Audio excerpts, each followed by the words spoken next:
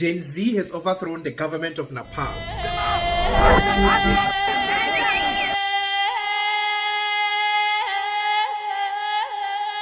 Now, just like everywhere else in the world, things have not been going well in Nepal. The economy has been struggling, high unemployment, and high school kids started circulating pictures of politicians' kids online.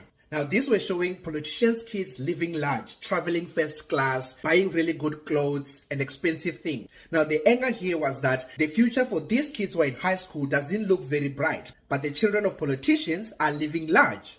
So a protest online started to spread. People were sharing these pictures showing their anger online. And some of them even came out to the streets. But at the time, it wasn't a huge protest. But then the government came out and banned all social media. They banned TikTok, Facebook, YouTube, Twitter, everything. They banned all of them. Now they're saying that they're banning them because these organizations don't have an office in Nepal.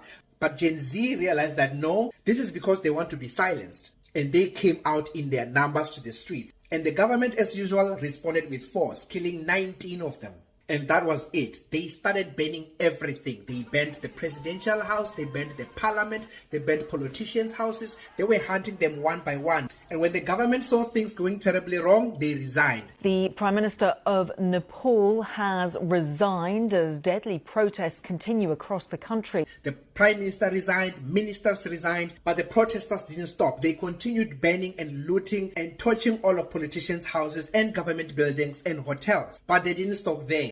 They were going house to house, taking these politicians, and some of them, they took them to the rivers. As you can see here, some of the videos are disturbing. They will strip them and put them in the water and force them to swim in a very dirty and cold water.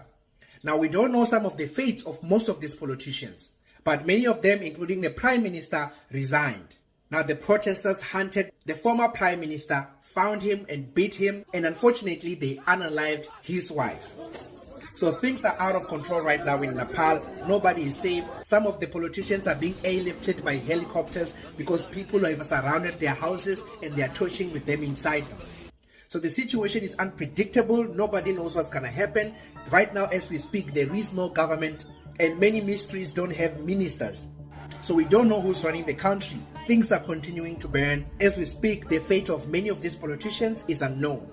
So you tell me, do you think this is the right thing to do? This is the right way to protest? Or do you think they went a little bit too far?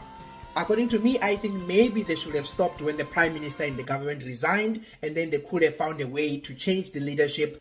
Because as we speak, there is no government. There is no one running anything. The police have put down their weapons, and they were also being forced to go for a swim in the rivers. So now what happens if now someone steals something from you?